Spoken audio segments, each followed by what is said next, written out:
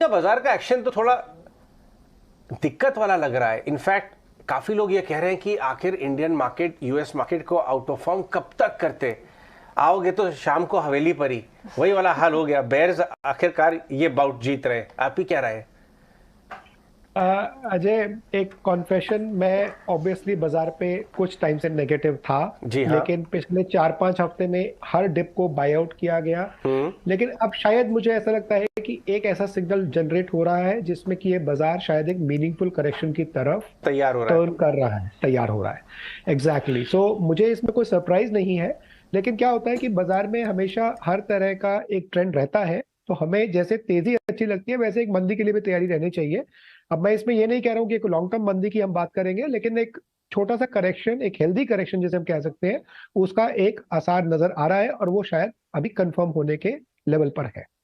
सही कहा आपने। ये बाय ऑन डिप वाली बात हम लोग भी कब से कर रहे हैं यहाँ शो पे। लास्ट कुछ महीनों से लगातार बाय ऑन डिप हो रहा था।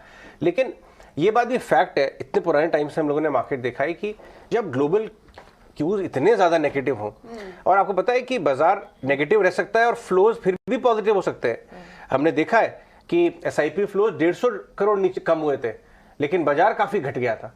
तो अगर हम ये सोच रहे हैं कि एसआईपी फ्लोज स्ट्रांग है तो बाजार घटेगा ही नहीं, ये गलत है सोचना। और जो चढ़ा है वो थोड़ा सा तो डाइजेस्ट होगा और आई थिंक हेल्दी बनाएगा बाजार को। मैं तो 680 16,800 के आसपास तक, 16,980 50 के आसपास तक बहुत हेल्दी कर देगा बाजार को। सारी फ्रॉथ और लाइट ट्रेडर्स निकल जाएंगे। ये जरूरी भी है, बिल्कुल जरूरी है नेक्स्ट लेग के लिए। पूछते हैं कि अमित इस वक्त क्या थोड़े फियरफुल लग रहे हैं? अमित, अगर गुड आफ्टरनून, ये जो कमेंट्री आप देख रहे हैं, आप ग्रीड एंड फियर रिपोर्ट्स भी देखें क्रिसवुड की, थोड़ा सा यूएस मार्केट्स और ग्लोबल हेडविंड्स को भी डिस्कस करते हैं। वहां रिसेशन की बात की जा रही है, जून के लोस को रीटेस्ट करने की बात की जा रही है। क्या ये स्टेटमेंट्स आपको, ये कन्विक्शन क्या आपको थोड़ा बहुत फियरफुल बना रही है? देखिए, ग्लोबली ऑब्वियसली एक फियर का फैक्टर है, काफी कंसर्न है, क्योंकि जिस सिचुएशन में हम हैं वो बहुत दशकों तक शायद नहीं हुए। कहने का मतलब ये है कि इकोनॉमी में रिसेशन की बात और उधर सेंट्रल बैंक्स रेट हाइक करें, ऐसा कॉम्बिनेशन हमने बहुत सालों में नहीं देखा है। तो ये ग्लोबल लेवल पे तो एक बहुत ही पैनिक वाला सिचुएशन क्रिएट कर रहा है, और जिसका हम इम्पैक्ट देख रहे हैं कि डाउ इज ऑलमोस्ट अभी जून के लोज के आसपास आ चुका है। लेकिन इंडिया का सिनेरियो थोड़ा अलग है, इस कारण से कि हमारे मैक्रोज रिलेटिवली थोड़े हेल्दी सिचुएशन में है और हमारे ऊपर अभी तक उतना रिसेशन या बाकी कंजम्पशन ग्रोथ पर इम्पैक्ट नहीं दिख रहा। रादर इंडिया में ग्रोथ अभी भी इंटैक्ट लग रही है। लेकिन अगर आप इस बात से देखें कि हमारा लो जून में 15,000 के लेवल पे ऑलमोस्ट बना, वहां पर 29,000 के लेवल पे बना, अब वो लोग ऑलमोस्ट 30,000 पे वापस है, whereas we are at 17,000 plus. तो उस हिसाब से आउट परफॉर्मेंस भी इंडिया में रिफ्लेक्ट हो रही है, जो कि इस बात को कैप्चर कर रही है कि इंडिया का पोजीशनिंग थोड़ा बेटर है।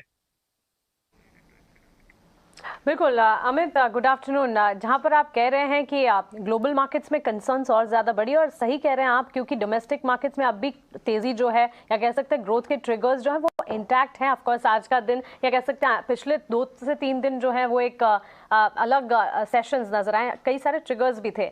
लेकिन ऐसे में एक कंसर्न हमारे लिए भी है, एफआईएस की सेलिंग फिगर, जिस पर हम अभी डिस्कस भी कर रहे थे।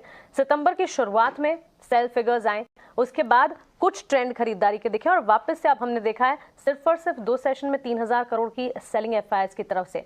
सेलिंग इंटेंसिटी क्या बढ़ती दिखेगी आपके हिसाब से? संस्थागत निवेशकों को कैसे देखें? मैं इस बारे में 50-50 प्रोबेबिलिटी कहूंगा, क्योंकि इसमें 2 फैक्टर्स इंपॉर्टेंट हैं। एक, अगर इंडिया में करेक्शन बहुत फास्ट हो जाता है, let's say we fall 500-700 point, Nifty निकल जाता है, तो शायद बाइंग एमर्ज हो सकती है फ्रॉम ऑल दी इंस्टी इन्वेस्टर्स। लेकिन दूसरा फैक्टर एक ये भी आएगा कि डॉलर इंडेक्स, जिसे हम बहुत क्लोजली ट्रैक करते हैं और वो बहुत इंपैक्ट करता है इमर्जिंग मार्केट्स के फ्लो को, उसमें एक बहुत ही इंपॉर्टेंट लेवल जो इस समय दिखाई दे रहा है, अगर यहां से वो फर्दर ऊपर की तरफ जाता है तो बहुत बड़ा एक इम्पैक्ट इमर्जिंग मार्केट्स पे आ सकता है। बिकॉज फिर अगर डॉलर इंडेक्स यहां से निकलता है तो हम ये मान सकते हैं कि कम से कम 4 से 5% का शार्प मूवमेंट आ सकता है इसके अंदर। तो उस वजह से काफी एक मेक और ब्रेक लेवल हम कह सकते हैं हमें देखने को मिलेगा बहुत सारी इमर्जिंग मार्केट्स में, और उसमें इंडिया भी शामिल रहेगा। हो सकता है कि इंडिया कम गिरे, लेकिन गिरने के आसार की प्रोबेबिलिटी बहुत ज्यादा हो जाएगी। ये एक बहुत इंपॉर्टेंट फैक्टर है वॉच आउट करने का।